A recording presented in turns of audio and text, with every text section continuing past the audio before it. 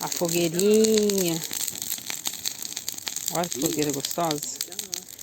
Estamos esperando o nascer do sol.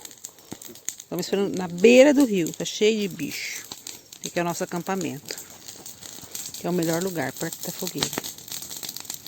Isso. É lá nossas traias. O acampamento do papai. Cadê a lua? O acampamento do papai. Você nunca assistiu? Não, assisti não. Dica de filme, tá, gente? Vou gravar a lua. Tá a lua minguante. Deixa eu ver. Tá bem escuro aqui. Vamos ver se tá pra lua. Vamos ver. Olha a lua minguante. O céu tá estrelado.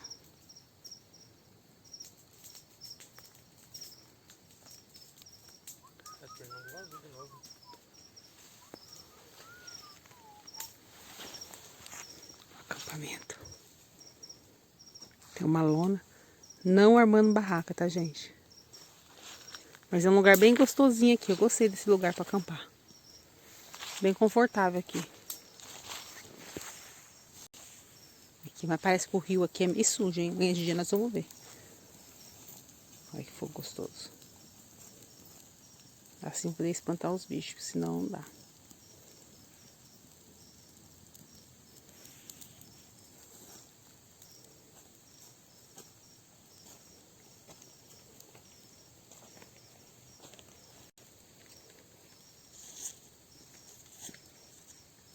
Olha o dia amanhecendo.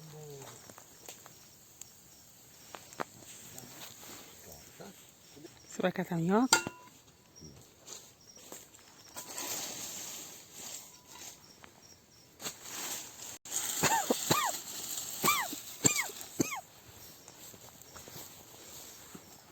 Alimentando o fogo. Daqui a pouco ele... Isso aqui até aquela hora.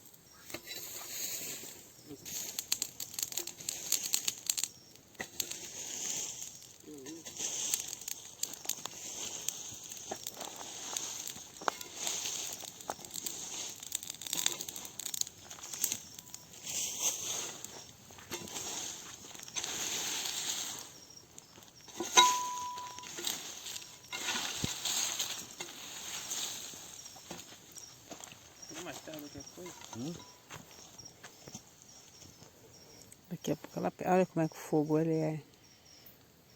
Ele é mais forte. Qual que é mais forte?